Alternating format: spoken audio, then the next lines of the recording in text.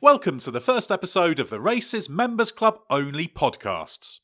In these special monthly podcasts, those who have joined the Race's new Members Club have the chance to put their questions to former Jordan, Stewart and Jaguar F1 Technical Director Gary Anderson. While this first podcast is available to everyone on our YouTube channel because the questions came from our YouTube audience, the subsequent episodes will be exclusively for the Race Members Club.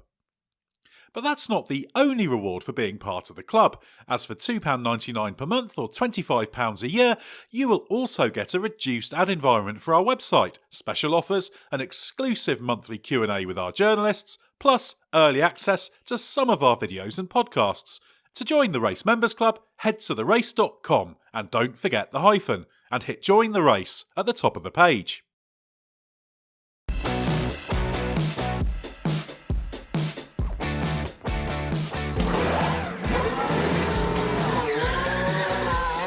I'm your host, Ed Straw, but now it's time to introduce the real star of the show, the man himself, Gary Anderson. Now, Gary, this listener question format's particularly appropriate for you because even going back decades when you were working as a technical director, you've always been unusually open to explaining things to fans to try and get them inside the sport. So why has that always been so important to you?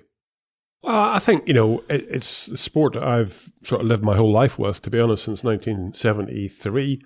So it's a long, long time. And if I can enlighten some people as to how things operate a little bit better, then I think it's worthy of doing it, because at the end of the day, it looks like a bit of a black art from the outside, but actually, in reality, it's just hard work. It's hard work on a huge group of people doing stuff. So hopefully enlightening some of our viewers and listeners, it's something that allows me to sort of download my knowledge. You have to remember it's my knowledge. It's nobody else's knowledge. I'm putting forward my opinion on stuff.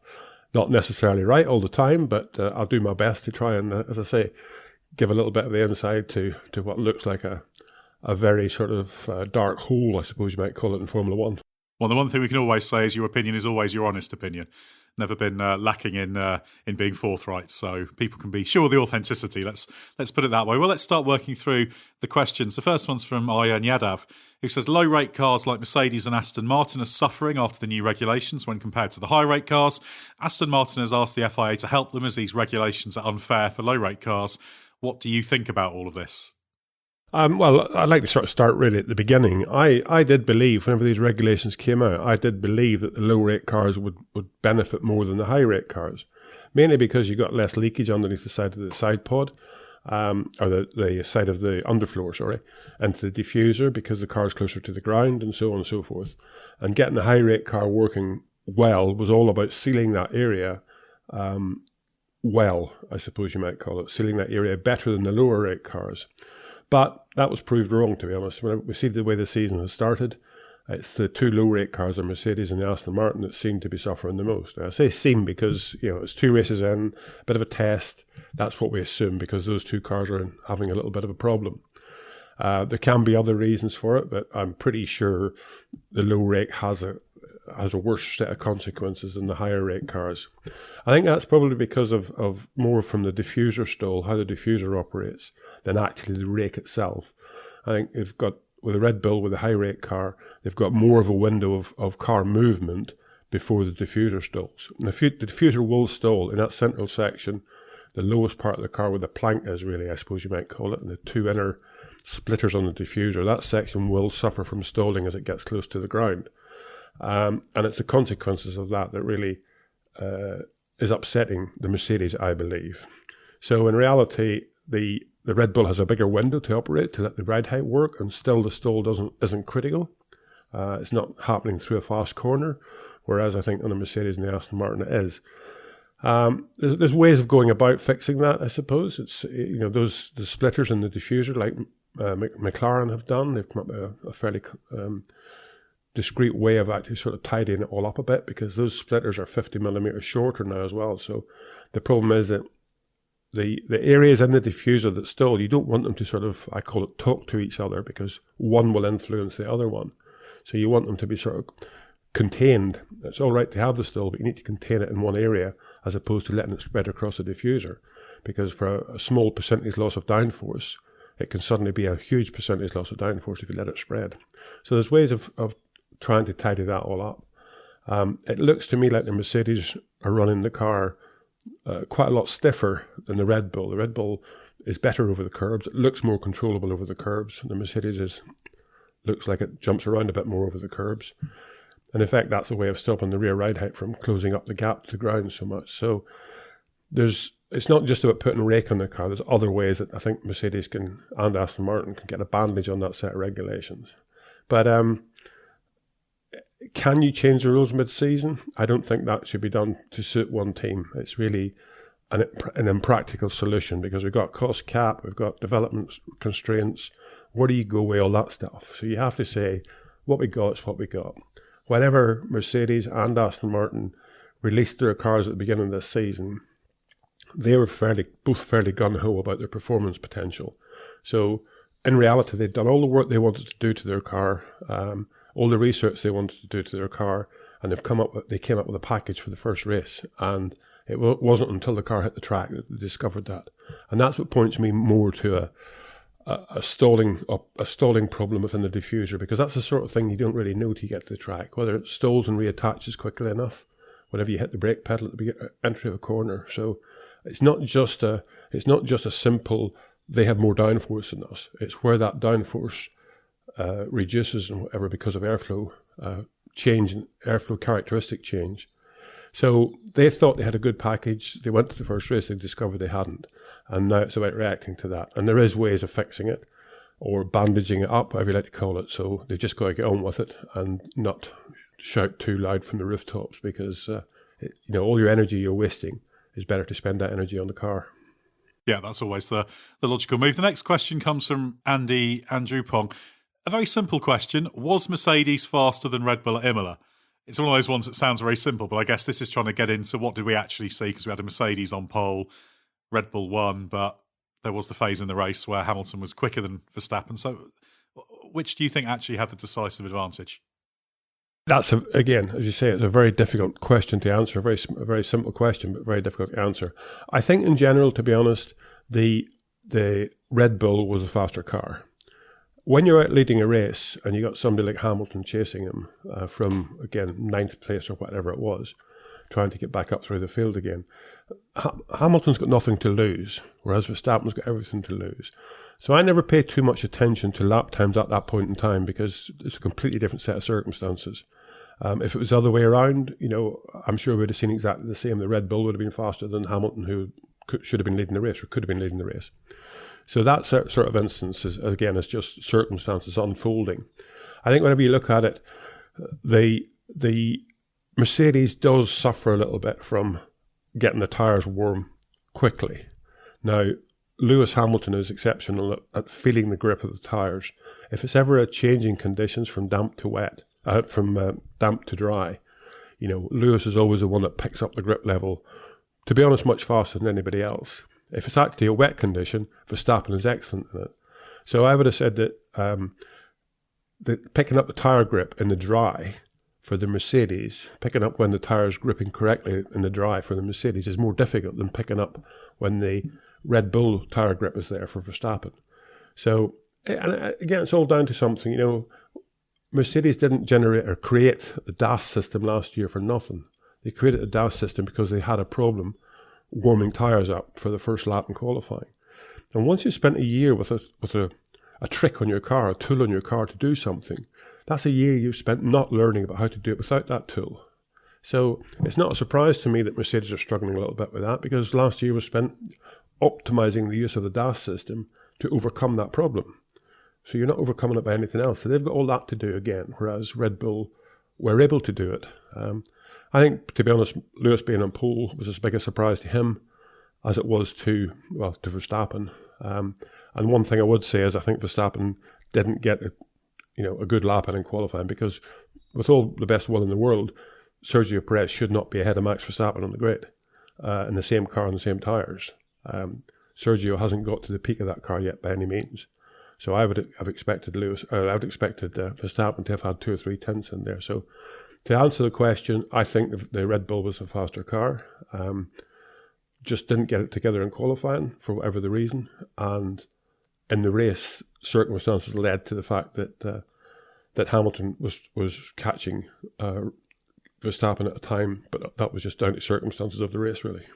Next question comes from Derek Lush, who says, a few years ago, everyone agreed the Red Bull was strongest at the least power-sensitive circuits. Now it seems every pundit has a different idea of where they will or won't be stronger compared to Mercedes. What's your opinion?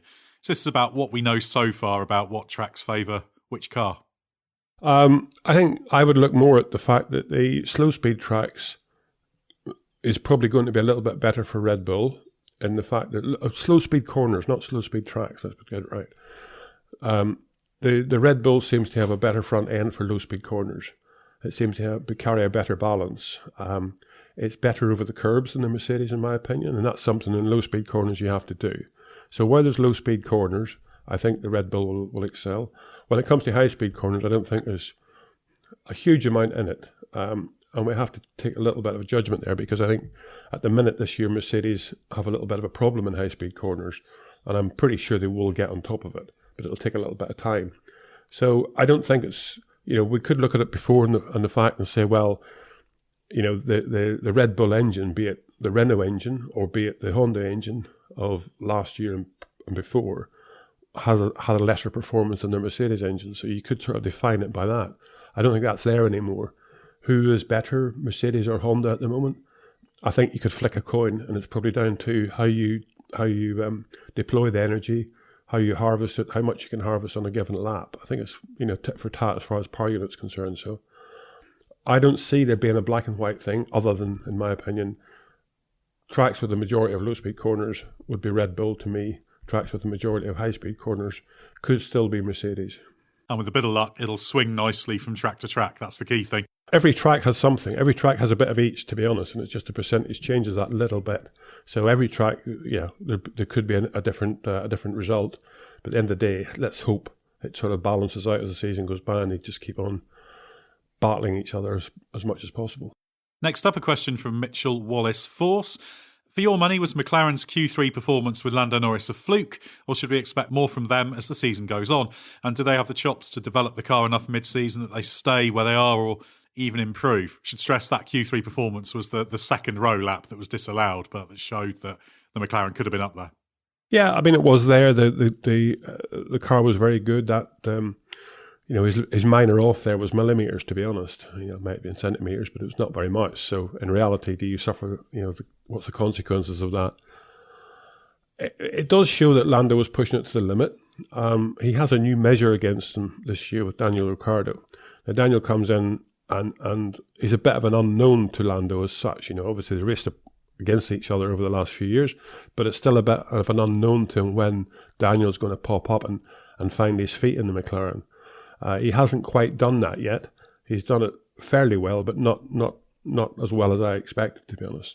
So Lando is driving the car to the maximum of his ability within that team, and I think he has taken a step this year. And that step is because he's not grown McLaren with, as he grew in McLaren with Carlos Sainz. He's not grown in there now with his teammate, his driver. So he knows he has to go out there and try to outperform him all the time, which he's doing very well.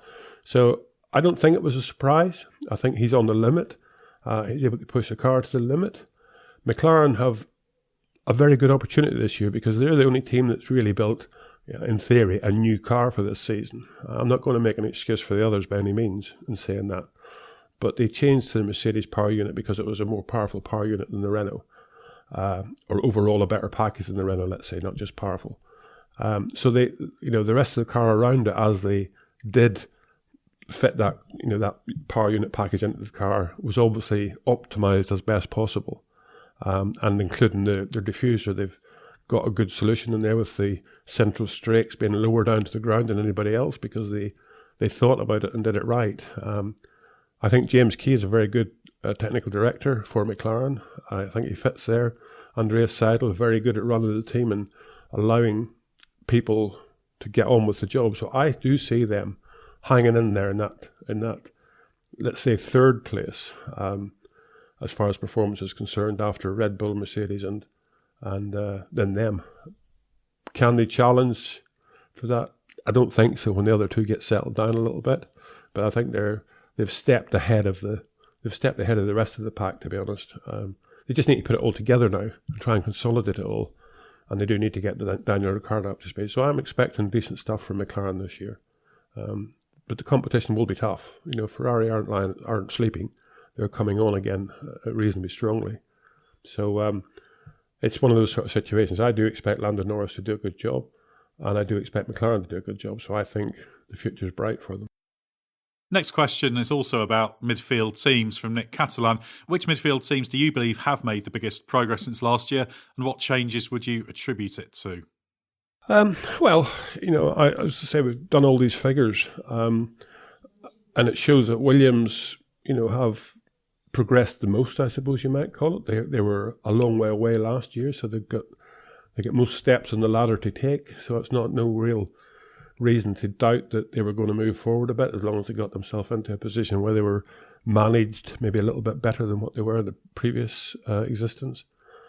And Mercedes haven't made that progress, so it diminishes. The progress that teams have made diminishes from Williams being the best down to more or less Mercedes being the worst, and taking Haas out of that equation, because I say Haas haven't really done anything other than made the car comply with the regulations. So I think it's the back end of the grid has closed up on the front end of the grid to a certain extent, but the mid pack is still more or less the same. AlphaTauri have relatively progressed a bit, so have McLaren relatively progressed a bit. So a little bit of a shift in numbers, but nothing too dramatic. But it's it is the teams that didn't perform last year that have improved the performance for this year. The teams that did perform last year haven't quite improved the performance the same. So as I say, that side, look at it like a ladder going up onto the roof. The guy at the top has got least steps before he hits the roof, and the guy at the bottom has got most steps before he hits the roof. So they're all trying to get to the roof, but the guys down the bottom can take a couple of steps fairly quickly. The guys up the top, very, very difficult. Well, the questions so far have been very much rooted in what's happened so far this season. So we've got a wildly hypothetical one now, which is always an interesting thing to look at, from Jimmy Racer 31. What if for the Monaco Grand Prix we ran wingless cars? Well, I think I'd end up with a couple of extra JCBs up the end of the first corner for a start. But wingless cars is a loose word, I suppose. Obviously, they could go around the track, and they could set a lap time. So what you're talking about here is a car with a lot less downforce, and basically doing that with just by taking the wings off the cars. The front wing of a Formula One car, for example, produces probably 75% of the front downforce, and the rear wing of a Formula One car produces probably 30% of the rear downforce of the car. So the balance would be way out to start with. The less downforce you get, the fact of, we'll call it centre of pressure, it's where the pressure pushes on the car. Basically, all the aerodynamic forces all add up, and they create this point where the centre of pressure forces on the car. The less downforce you have, the more that centre of pressure will go rearwards. The more downforce you have, the more you can allow that centre of pressure to go forward, because the rear of the car has to work harder than the front of the car. At the minute we have like a 60-40 weight distribution, roughly. So it's the same with the aero. You would move that rearward as you got less downforce, because the rear of the car works harder because it's heavier. There's more weight in there. So running them wingless would be a bit daft. Running them with a controlled size of wing wouldn't be daft. And if you said, okay, the maximum wing size is, let's say, something like what you run at Monza, they could go around the track, they could balance the car, they could trim the car. The lap times would be a lot slower, but it could be done within the given constraints that we have now. And it would be something that would be worthy of a good test, because next year we're talking about a lot less downforce. It's the wings that really get the effect of turbulence. So you could go to any track and really limit the rear wing to a certain size. If you limit the rear wing to a certain size, then the front wing will have to go hand in hand with it so you can get a balance. So in effect, any track you go to, and I think I'd probably say Hungary would be a better track than Monaco if you want to experiment with something with a dramatic reduction in downforce, because it's not such a dangerous track. So you will get a lap time. You will learn a lot, because will the car be better in traffic because you got a lot less downforce? It's possible to test it, and it's not a stupid idea. So thank you very much for that suggestion. But I'd try a different track first rather than Monaco. Next question comes from Alessio Labe, I think is the pronunciation. I should apologise for any pronunciation errors I make on the names. There'll be plenty of them. What's your opinion about sprint races? And in general, what would you suggest to improve the sport? My opinion on sprint races isn't very good, to be honest. I don't really see the point of it, the way they're talking about doing it. And they're still debating about it. There's a lot of problems can arise here, because we're going into a cost control basis as well, and a development or car spend area. So, accidents, all that sort of stuff, how many people need to fix the car after it's crashed in the sprint race, all that stuff. There's a lot of problems can be arisen from a sprint race, and I'm not sure it'll bring anything to the competition other than the fact that it will be another race on a Saturday. I think qualifying's good the way it is. It's a good shootout. It's a good battle.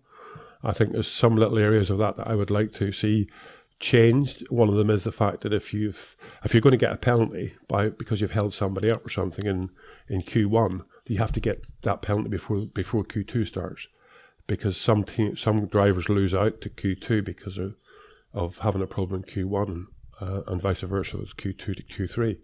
So any penalty is going to be inflicted. If you've changed your engine and you're going to have a 5 place grid penalty, let's say, then you need to have that in each session as you go through, because it's wrong that you don't have that penalty. You take the advantage of a fresh power unit of some sort in Q3 to knock out somebody that didn't take advantage of a fresh power unit. So I think penalties for the grid need to be applied from the start of qualifying, and any blocking tactics or whatever needs to be applied from the beginning of qualifying, each qualifying session, so the true 10 best cars get into the top 10. As far as the racing is concerned, again, I thought Imola was a great race. Obviously it started in the wet. Glad to see it didn't start behind the safety car. It was a good argy-bargy race to begin with. Bit of muscle going on between Verstappen and Hamilton, which was excellent. So I don't see anything wrong with it at the moment. My only thing would say, and again, it's me against many, many other people, that it wouldn't be wrong to see a reverse grid race, championship order reverse grid race, just to try to get the teams to A, focus on designing cars that are better in traffic, and B, it would give the Williamses or the Alfa Romeos or whatever a chance to score some decent points, to sort of recover a little bit, and it would just make the job that bit harder for the quick guys. The quick guys are always in the quick cars, that's without doubt. Would they get through from the back to the front? I don't know, but it's worth a shot. We see it sometimes when we have a quick car at the back because of a problem. And they managed to get through fairly well. So I'm not saying it's the thing we should do. We should just turn Formula One on its head and make the grids backwards. But I think sprint races are just something to look as though they've tried something. I don't see it being a great solution. And if you go to the F2 regulations where you have the qualifying, let's say on the Saturday, as now, for the Sunday race, and then you have a sprint race, let's say again Saturday afternoon, which has got the top 10 reversed, that leaves the other 10 from 11th to 20th. They're still going to be the slower cars. They're still not going to get a chance to score points. You've either got to do it the whole hog or nothing. And the grid for the main race on Sunday will always be the important one. So if you did qualifying for the Sunday race and then had a reverse grid from those times on the Saturday, a short race, then at least it gives the opportunity for, as I say, Williams to score 2 or 3 points and go to their sponsors and say, we got 3 points in the World Championship. It's a big selling point. So somehow the smaller teams have got to be given the opportunity to put something on the board as far as points are concerned, because that's a massive thing for selling to a sponsor. Now, next up is a question I thought would be interesting, given that, as I have, you spent a lot of time watching Formula One cars from trackside. Prahad Darji says, what do you think about the use of a stationary camera at high-speed chicanes? Really captures the speed of modern F1 cars, which tracking cameras cannot. I mean, that's a specific question, but in general, my personal view is that I don't always think the television conveys the spectacle of Formula One cars as well as it should have done. So are there ways to do it? And is this stationary camera at high-speed chicanes one way of doing it? Yeah, I mean, I don't think the TV coverage that we see conveys the speed that a car travels at. I mean, whenever you sit on trackside, it is phenomenal. And you do get it from a lot of the in-car shots. You do get the pure speed. I mean, it's amazing. It's just hard to relate to it, to be honest, whenever you look at it in real life. Would a static camera show it better? Well, I think we do get a bit of a mix of that. The cameras in the curbs, for example, the cars going over them, just again shows the speed quite well, But nothing will ever convey that pure spectacle of watching a car at the track and being able to follow it with your eyes at your pace, as opposed to someone else's eyes with a camera lens that's trying to pick it up. They're trying to follow the car through there, so they're reducing the speed as such by following the car through. It's something that's worth a try. I don't think you'd ever know until you do try it, to be honest, having a static camera there. I think a static camera maybe from behind is better than a static camera from the front, because the way the car changes direction from behind does show the movement of the car a lot better than from the front. So worth a shot, and I'm sure hopefully somebody with the power to do something might listen to this and think, I'll give that a shot somewhere, because it's easy enough. It's all there. It just needs a camera plucked into the ground somewhere and show the cars from behind. So is there a track coming up that would suit it just for one quick shot? I'm sure there is, and it's worth a try. The next question takes you back to some probably the more stressful times of your life, from Desert Eagle. How many hours a week did you work as a technical director, and are there any specific times during the season or off-season where you needed to work extra hard or long? Well, there always is, to be honest. It ramps up and down as the season goes by. But I suppose that in general, I worked for sure 6 days a week, and for sure, 10 hours, maybe a bit more a day, as a general rule of thumb. Because there's always something to do, and it's quite important to get your own time to be able to think without so much going on around you that some of the other people go home and have a bit more of a skeleton staff there, so you can think about some stuff rather than just be Mr. Problem Fixer. But as the season went past, we'd start to head into the new cars in mid-season, July, so the hours would ramp up, getting drawings out, making sure everything was being done that should be done, job lists and schedules and stuff, meeting all that stuff would mean that your hours would jump up. I never quite understood, because quite a lot of people, we used to have lots of meetings with the FIA, and we would have to put off a meeting in November because ex-technical director was away on holiday. That never really happened to me. I never really could understood how an ex-technical director could go away on holiday. But I suppose in reality I was the one that was wrong, because the structure should be set up so that everybody has a life. Because if you have a life, you work hard, you can work harder. You can work more cleverly, I suppose, than work harder. Working harder is never the right thing to be able to do, because if you're working harder, you're normally just covering up for lack of organisation, which I suppose I spent my life doing. But it's changed so much. We've come from small teams having to get everything done.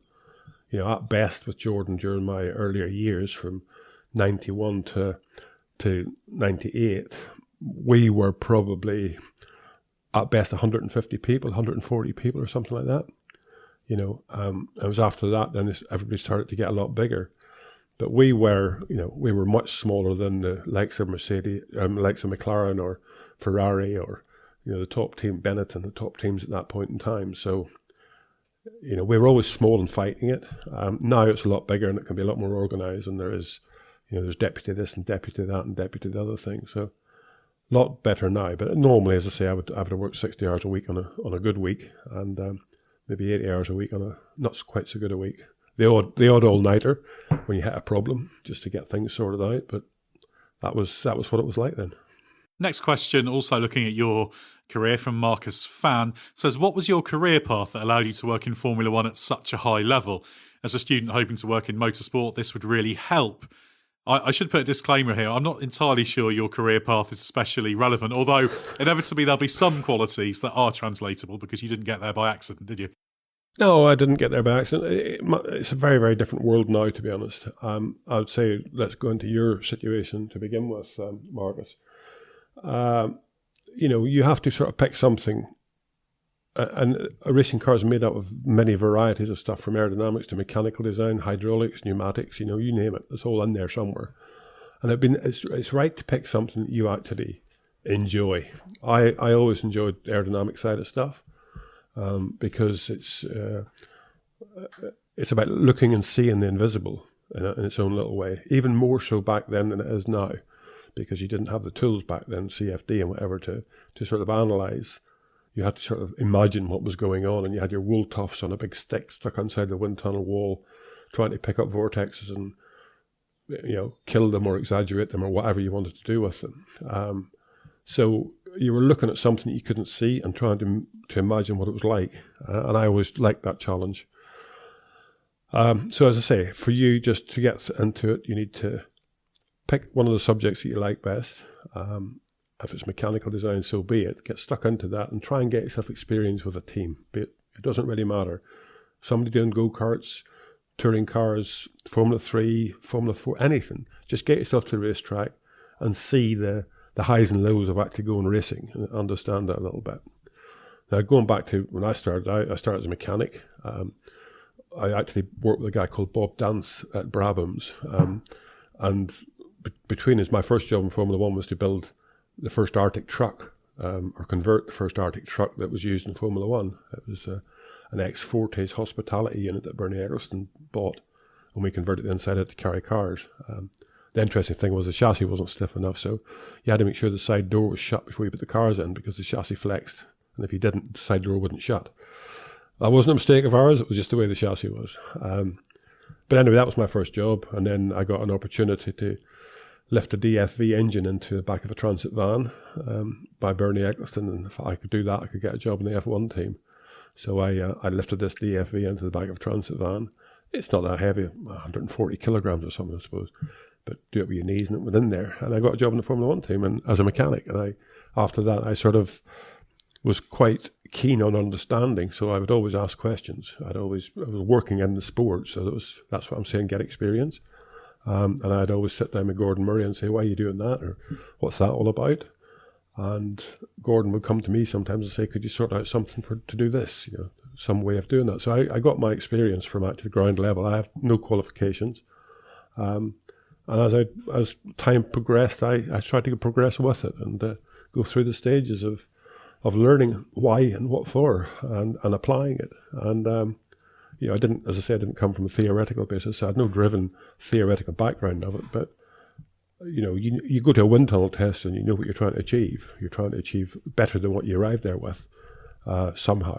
So it's all about that sort of stuff, and then you start to understand it. And it is just like studying for your degree. You're studying in real life though, and it's no different. It's just the fact that there's no qualifications behind it. You've done all the same hard work and even harder. But as I say, for you, just pick part of it that you like. Don't try to generalize in the whole thing. Pick part of it that you enjoy.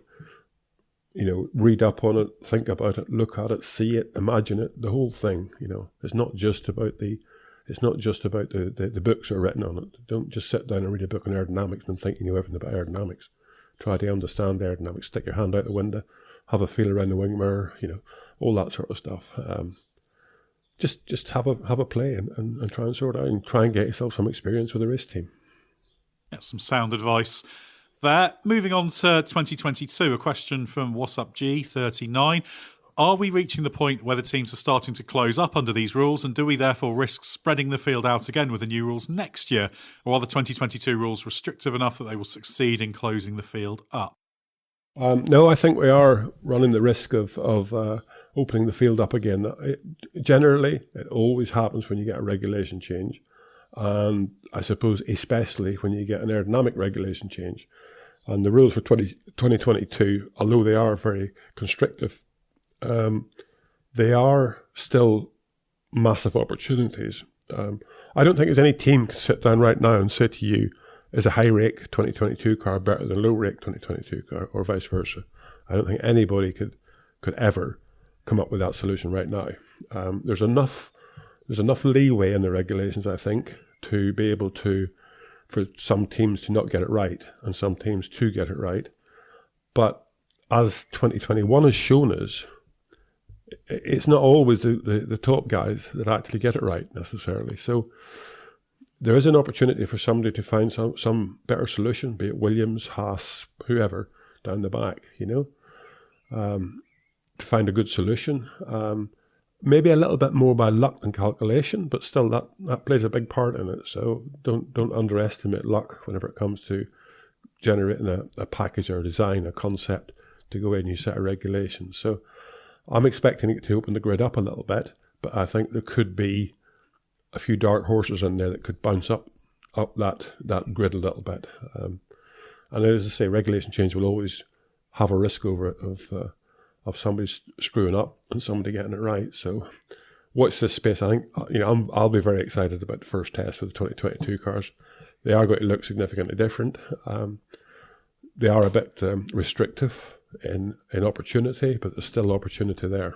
Hopefully the first test for 2022 will start a bit more dramatically than the 2014 rules. So I can remember us standing at the pit exit at Jerez for quite some time waiting for anybody to get out before the Mercedes finally did. Another question on 2022 from BBBL67. With the upcoming ground effect era returning in 2022, will we still see bargeboards and similar devices, or will this put an end to them entirely? Nothing is ever put an end to completely. You will still see certain components. If you look at the impressions of the 2022 cars, you'll see there's bargeboards like underneath the leading edge of the side pod. They are hugely powerful. They're in a slightly different position, but they are hugely powerful. If you take my IndyCar experience, I did a couple of years out working on IndyCars. Those turning vanes underneath the side pod leading edge, massively powerful as the bargeboards are on a Formula 1 car that we see now. They won't be so complicated, I suppose, but everything will still have a function, and it's about getting the best function out of those components. They might be slightly different places, but they'll all still have a function to optimize the downforce on the cars. So things will have moved, but things will still be there to get the best out of them. So you won't see a bargeboard as we see it now with all those turning vanes on it, which is great because those things cost tens, 20s of thousands of euros, pounds, dollars, whatever you like to call it, each to put in the car. It's amazing the complication into it. They must be made up of 300 parts or something each, all bonded together, glued together. The manner, the sort of commitment to the tooling to put them in position with the correct angles and heights and widths and thicknesses and all that sort of stuff. It's a massive, massive task. So the sooner they can get rid of all that stuff, the better, in my opinion. So we will still see things. They might be in slightly different positions, but they'll still be as effective. Still on 2022, Jason Agnoli says, can the low rake, high rake divergence continue into the new 22 regulations, or are they too strict to have such differentiation? So is there anything stopping high rake and low rake in the rules? Nothing stopping high rake and low rake I know of at this point in time. If you read through the regulations, it is there's a sprung mass, and it has to be separate from the unsprung mass, which is the four wheels, so you can change that attitude or put that wherever you want it to be. To be honest, looking at it now, we've learned a lot this year between the high rake and low rake cars, or we think we've learned a lot as of the McLaren, as of the Mercedes Aston Martin situation against the Red Bull AlphaTauri situation, I suppose you might call it.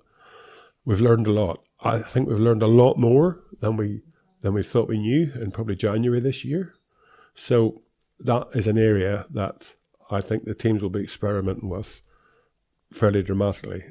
If I was to take it as fact that the high rake cars are better in 2021, then I would be heading the high rake route for 2022. But it still hasn't quite been proved yet that high rake or low rake, not 100% to me, for 2021 is correct. But I think for 2022 it could have even larger consequences. And the final question on 2022 from Peter Andreas Kirk Lossius. How much diversity will there be among the 2022 cars? What are the possible design philosophies teams might pursue? The one thing I say about the 2022 regulations, Peter, is that unless you sit down and actually draw the car out, you will never know. I've said it quite a few times. In the past, you could sort of bring home the regulations. You could sit down for an evening, read through them, and you could picture this thing in space, in your mind. That's what the regulations were. For 2022, you don't have a hope of doing that. No way could you ever. You have to draw it out in detail. Everything has got a coordinate from somewhere. So everything's in X, Y, Z. So in other words, distance from a certain point going rearwards, upwards, or widthwise. Everything has a position. And then there's a bit of a tolerance in that position. There's a bit of a tolerance on the curvature, so on and so forth. So unless you draw out the car now and see where that leeway lies in those little bits and pieces, you wouldn't know, to be honest. So personally, right now, I think that the beginning of the year for 2022, we should see a lot of the cars looking very similar. And I say not very similar, I would say, 80% similar, based on the fact that it will all be from drawing out that set of coordinates and putting the bits in position that the coordinates allow you to do. And then I think from that point of time, from 80% being all the same, I think very rapidly it'll get to 90% being all the same, because there's obviously going to be one solution that works better than the other solution. So I see the cars looking more alike for 2022 than they do for 2021, for example. So small details here and there, and but it's such small details, and those small details are all justified, and they all gives a better or a worse return. But it's such a small amount. It's like a grain of sand, in a bucket. You have to just optimize everything though to get the best out of it. Moving on to non-2022 topics, David Martin says, we see some cars perform better in traffic than others. In the wind tunnel, do teams only concentrate on aero development using clean air, or do they also test with dirty air? No, I'm afraid they don't test with dirty air, because obviously, what you look at the wind tunnel is to have consistency.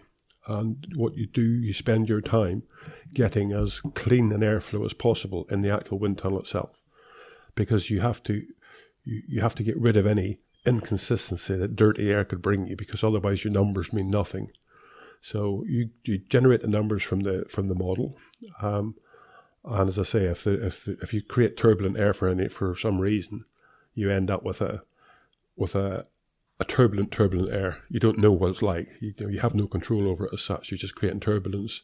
Turbulence is turbulence. It's an unknown thing. So most teams just use clean air, try to develop the car as best possible, to allow them to get the best performance out of it.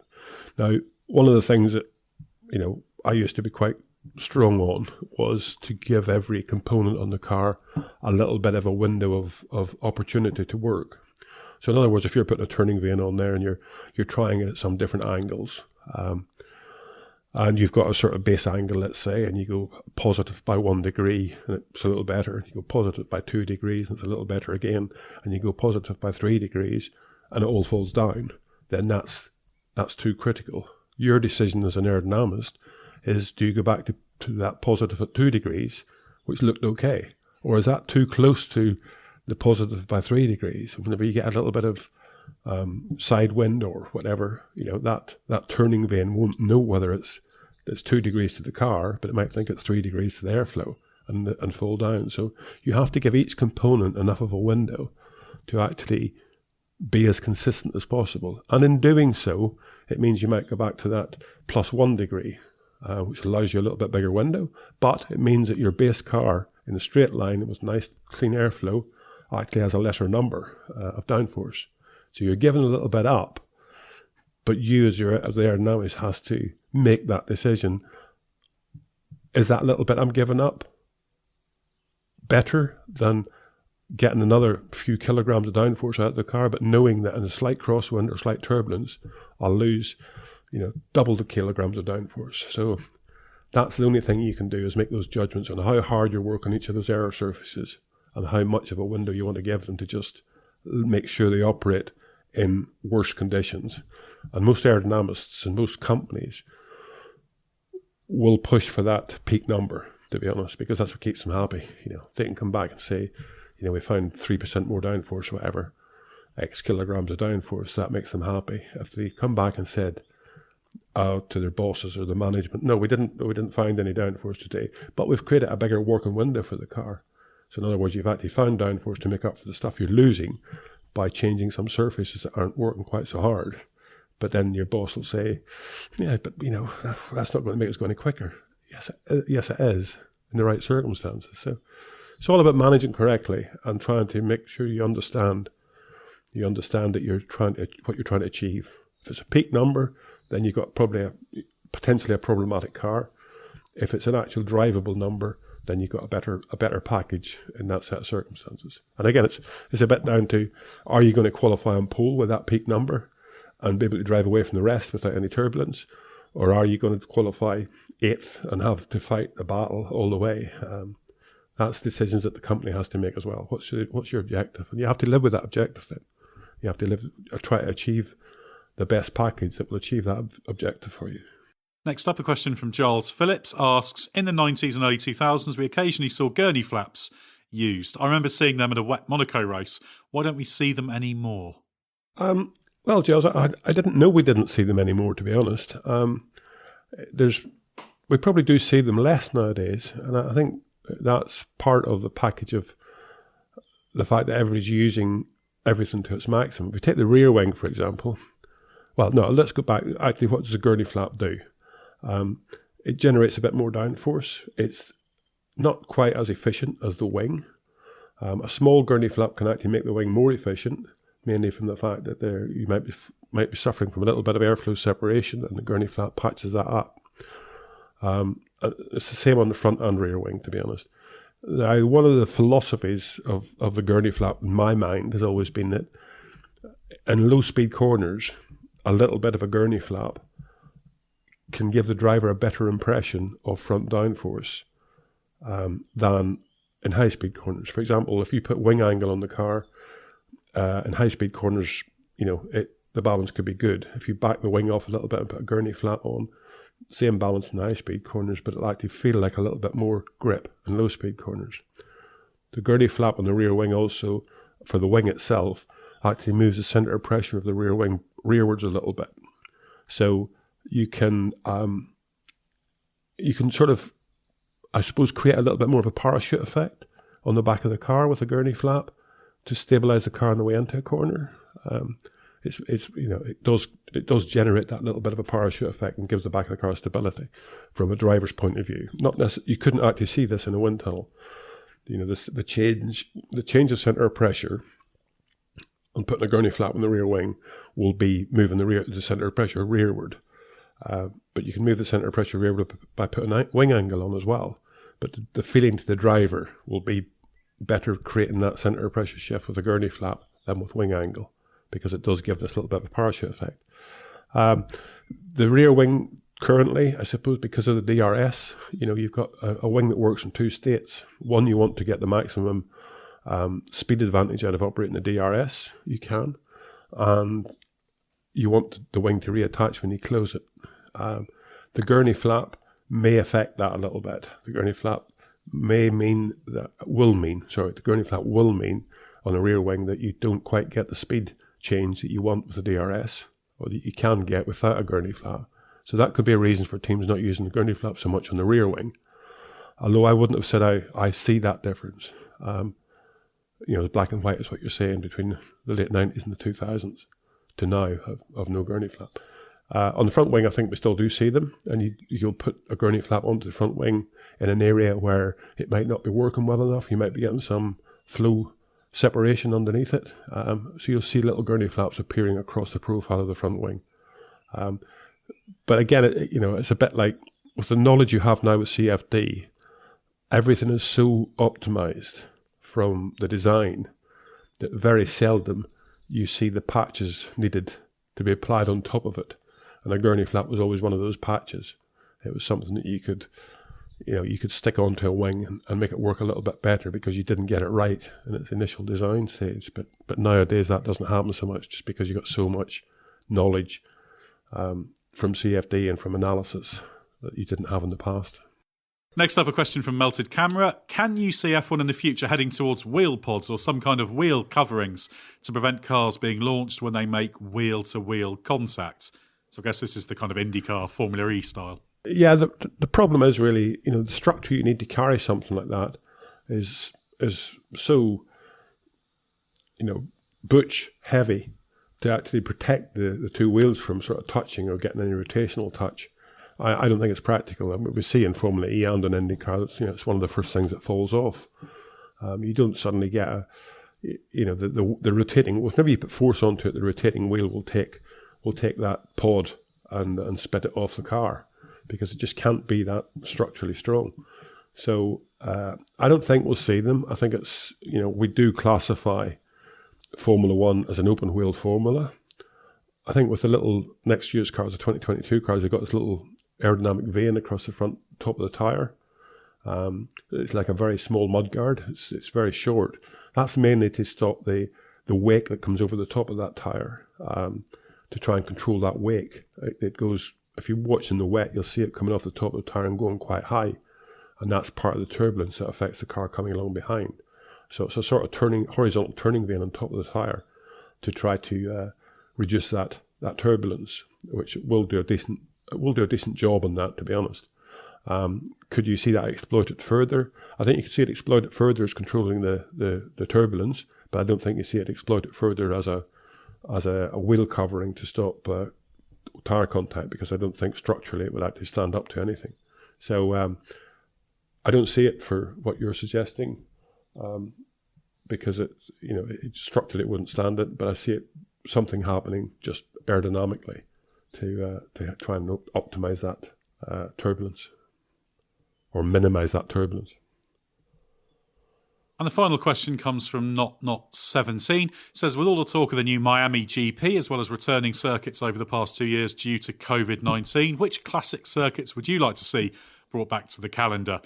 Our questioner suggests Kyalami for me, due to its great history and also the importance of a race in Africa. Now, Gary, you've been to most F1 circuits over the past half century or so you're very well placed to answer this. Well, yeah, I'm well placed to answer it, but the thing is that, Kyalami of old is not Kyalami of current. That's the problem. Everything gets updated and moved and modified and whatever.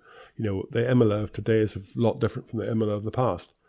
The Nürburgring, the Hockenheim of today is a lot different from the Hockenheim of the past. So things change on the way there, and I think we've got to live with that sort of stuff. So I personally don't see that there is any sort of historic circuits, I suppose, that I'd look at and say they were they were worth going back to, because they wouldn't be the same when you got there.